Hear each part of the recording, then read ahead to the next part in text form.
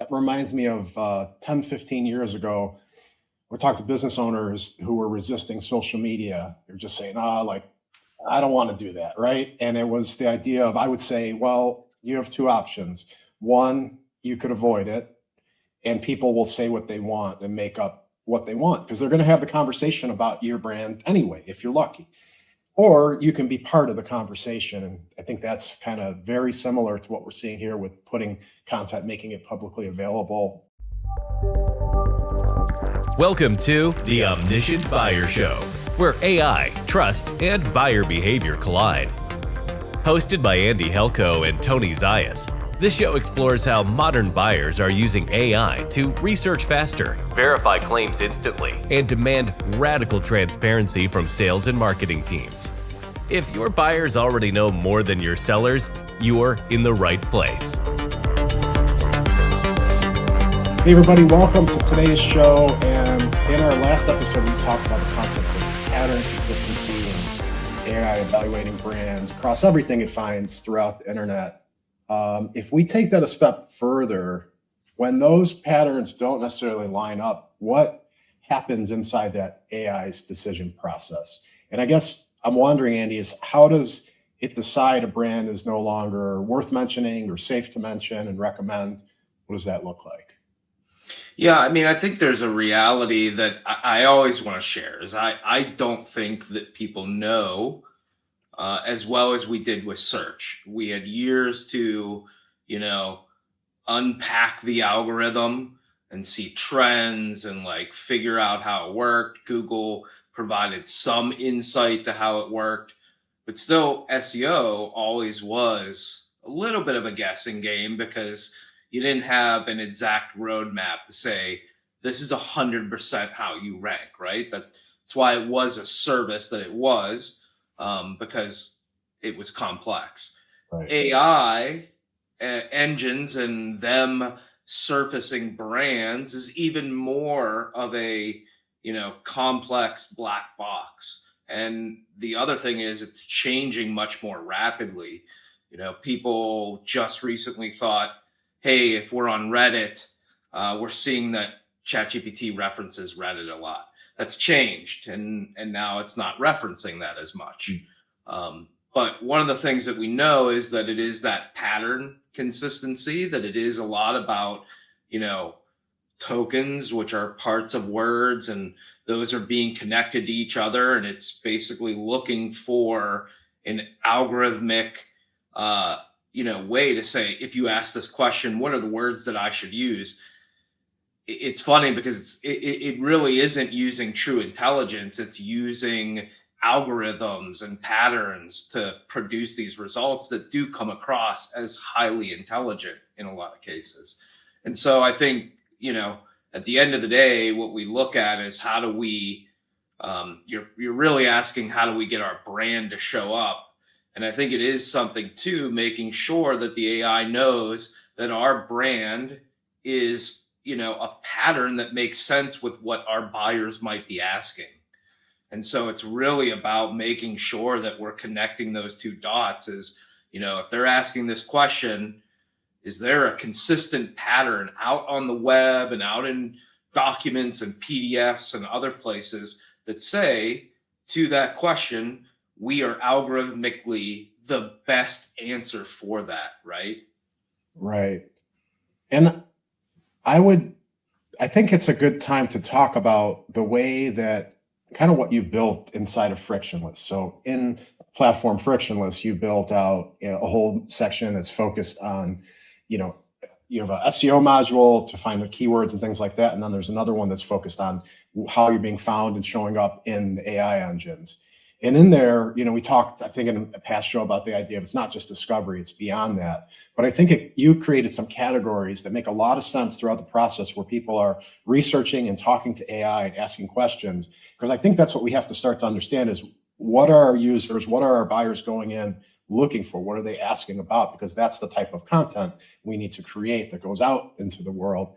So do you mind talking, just kind of covering some of those, the categories that you see as the ones that you want to hit on? Yeah, in my book, The Omniscient Buyer, I had 7 categories. And I think one of the challenges right now is that most people are focused on the discovery category, which is we want to be found when someone's looking to discover. And that's kind of the replacement for SEO in a lot of cases, that they are trying to, have the brand show up when people are saying, hey, who is the best at this? Or, I have this problem, what should I do? Right? Those are more discovery type things. The other categories are fit, right? So next it says, hey, is Insivia the right fit for my company that does ed tech solutions towards K through 12?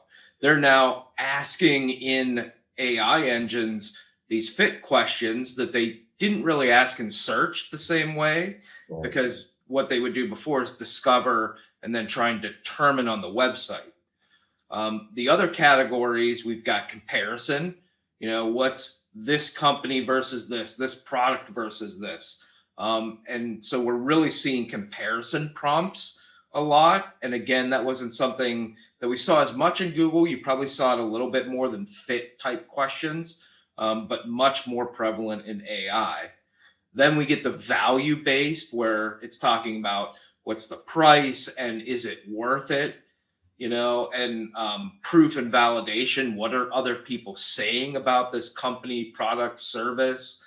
So there's a number of questions that we really need to be thinking about beyond discovery that are really into that consideration, evaluation, and even decision stages that a buyer goes through. And so SEO was a lot of the discovery, and then the human did the consideration, the evaluation and the decision. Now you're seeing that the AI is really their assistant all the way up until they sign on the dotted line. Right.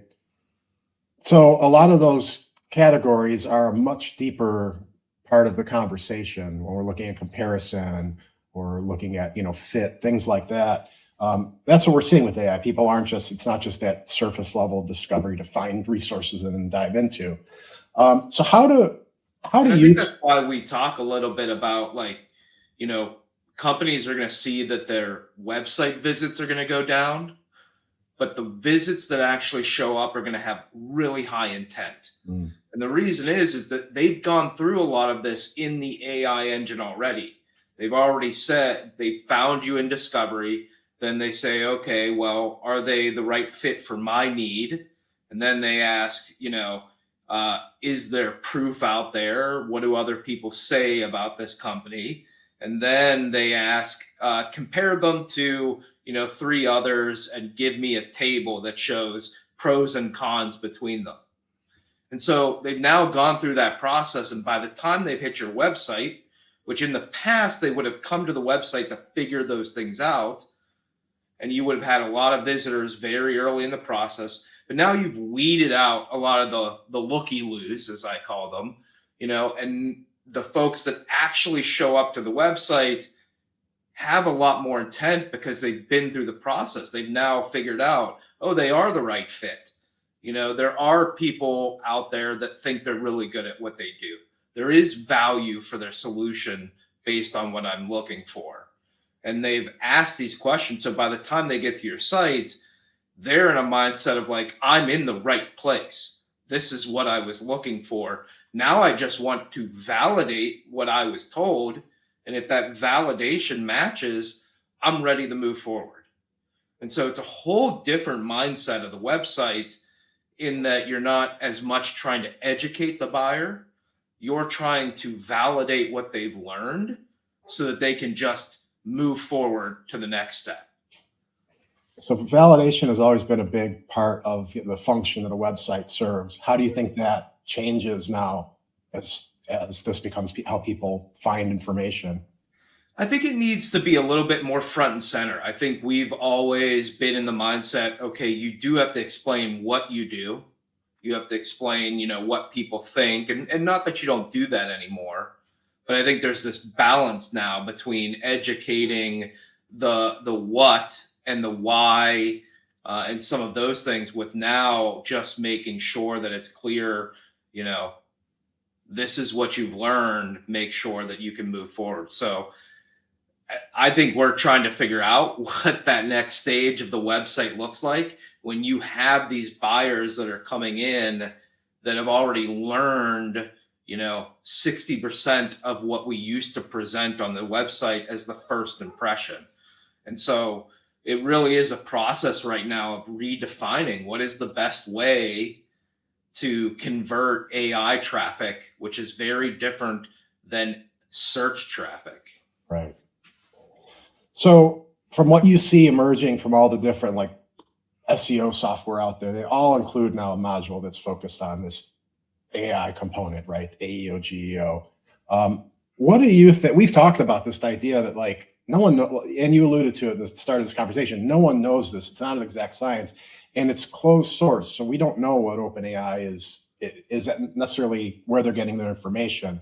So what are you seeing happening out with all these tools and platforms, and how much of it is just guessing? Yeah, transparently, I think a lot of it is guessing, and there's reasons for that, right? Even search. Let's go back to search because I think we're all so familiar with it, is that we could judge, you would say, okay, for EdTech marketing solutions, I search that, what gets ranked, and you can go into tools like SEMrush and see where you're ranked. But there was a reality to that it depended on your location, which, tools like SEMrush could let you set location. But Google also used your past search history and other things. And so the results weren't the same for everybody. And it was really a generalization. You could put in a key phrase, and if SEMrush told you your position 4, it was probably around there, and it probably, changed on a constant basis, depending on who was doing the search. AI, I think, is at a whole different level of that, is that it is looking at your entire past conversations and using that as a precursor. And then depending on whether you're free or paid within their platforms, depending on which platform, which is, Gemini, Grok, Perplexity, Copilot, all of these different ones, ChatGPT, that there isn't a dominant player like there was in search, which was Google, who had 70% of the market share. This time we don't know, and each of those platforms is different, right? And then, you've got other factors of when these visibility tools go out and they try and test, that they're putting things in like how many tokens they want to spend, which is basically give me a response, but don't spend more than $1 on it, right? And so you don't know the difference between that and what happens if a real user actually goes out and asks a question. So I think there's some truth to the fact that, we don't know for sure. You can go out like these tools do and take a prompt and run it 1,000 times and say, okay, out of 1,000 times that I ran this, 10 times I got the company's name. But that is not accurate to probably the truth of what specific users that are out there doing this in free and paid with very long context histories within their AI engine. It's just not relative. And again, I think it's one of those things, I was having this conversation with someone. Would I rather use one of those tools and have a general idea? Sure. Versus nothing. But should I take that answer as absolute truth? No, because there's no way that they are giving you an absolute truth. So if your rating on one of these platforms is 17 out of 100, I would take that with a real grain of salt, because I just think there's no world where they're getting absolute accuracy of what your brand mentions are, right? Seems to be a sampling of generalized guesses, and then kind of like a summary of that is what we're getting. So it's a good point that we follow it as a, something that can help influence and inform us, but it is not the end all be all, any of the tools that are out there. What would you say for someone that, I think the focus becomes visibility and validation. That's what we want the AI engines like to help us with both those pieces. What's the starting points? We're not showing up we talked consistency last week. We're talking about, kind of going down that path this week. Someone that is set, we have a lot of our clients that come to us that say, you know what, we're better at this, what we do, than our competitors, but no one knows about us. And so what's the starting point for a brand that is at that point? Yeah, one of the things I've talked a lot about is transparency. We've always had this conversation with clients of how much do we want to take of what they do internally and make it public. And there was always fear of how much they did that. I think, and I talk about this a lot in the book, is that we're really in this transparency stage. We have to put stuff out there. A great example, I was talking to somebody at one of my events the other day, and while I was talking about all of this, they went and asked a question about their company, and the AI engine came back and said, this is what they price and what their packages are. And the person told me, none of that's true. We don't do that, right? So the AI engine created an answer, which you might admit is wrong, but what it did is it triangulated. It said, asking about this company, it looked at other people in the marketplace, and it basically tried to triangulate the right answer for it and give the user something. And what I told them is, this is your chance to put that information out there, because what she admitted was that we don't have any information about pricing, our packages, what we offer in the world. And I said, well, that's why it's answering incorrectly, is because it's trying to create the answer. It's trying to say, okay, well, I don't know this company, but these 3 people that are like them, and then this book about the industry, and then these, blog articles say it should be this. Guess what? I think it's this, right? And so I'm big now about, you need to have that information out in the public so that the AI engines can actually consume it. And when they're asked about it, they can deliver a correct answer. And so it's not just your inside information or what you didn't want to give back, but I talked with them about things like negative publicity. You have a bad review, write an article about why it happened that way. If the person said the service was slow, write something that says, we take our time, and versus this, review, we make sure we go through this 7-step quality assurance process, which increases 2 days on the delivery, but it ensures that 100% of our customers are happy. And so now the AI engines, they get asked about proof or what somebody thinks of this company. It's not going to just reference the review. It's going to reference that and say, they've been known to be slow, but it's due to their high quality experience that ensures that the right product is coming out. Mm. So I really talk about this idea right now about transparency, trying to make sure that all of the things that you want customers to know exist out in the world so that the AI engines can find them and answer with that. Super interesting. That reminds me of 10, 15 years ago, we talked to business owners who were resisting social media. They're just saying, I don't want to do that, right? And it was the idea of, I would say, well, you have 2 options. One, you could avoid it, and people will say what they want and make up what they want, because they're going to have the conversation about your brand anyway, if you're lucky. Or you can be part of the conversation. And I think that's kind of very similar to what we're seeing here with putting content, making it publicly available. The idea of pricing, it's a great example. And the person you were talking to, what people like that need to realize is that now their price has been framed, whether it was legit or not. There was their pricing was framed, which is probably what they didn't want to do. That's probably why they didn't publish their pricing, but it's been done for them by AI now, whether they like it or not. So it really reminds me of that. It's kind of like those type of things happening again. Yeah, because AI engines don't often answer with, I don't know, and that's it. Right. Right. At the best, they'll say, this isn't public information, but you always get a but, because right. AI engines answer and they're trying to provide, the answer and value. And so it's going to say, this may not be public for this company, but based on what I know about the industry, here's what pricing typically is. And again, it's one of those things of whether you like it or not, the person asking the question is going to get an answer, and it's never going to be, I don't know, or go check it out yourself. It will never, ever be that. What it will be is it's going to go out there and find information, try and give it the best answer that it possibly can. And if you don't have any of that out there, you're relying on what other people have said, either about you or about, what they've said about themselves in a similar industry, and it is going to give that answer.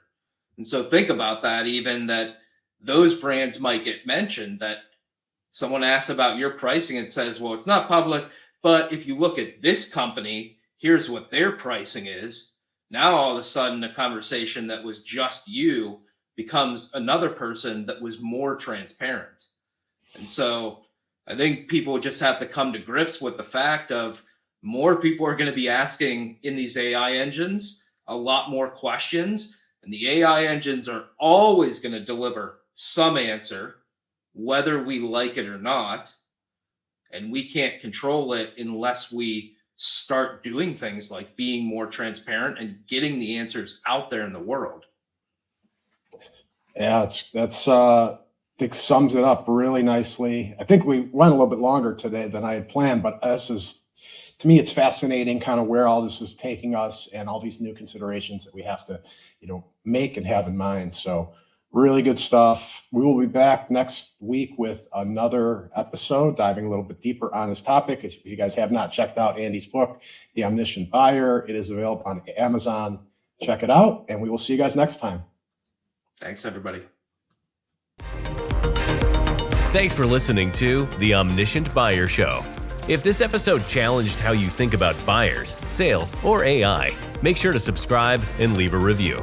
For deeper insights on AI-powered buyer behavior, answer engine optimization, and modern go-to-market strategy, visit insivia.com.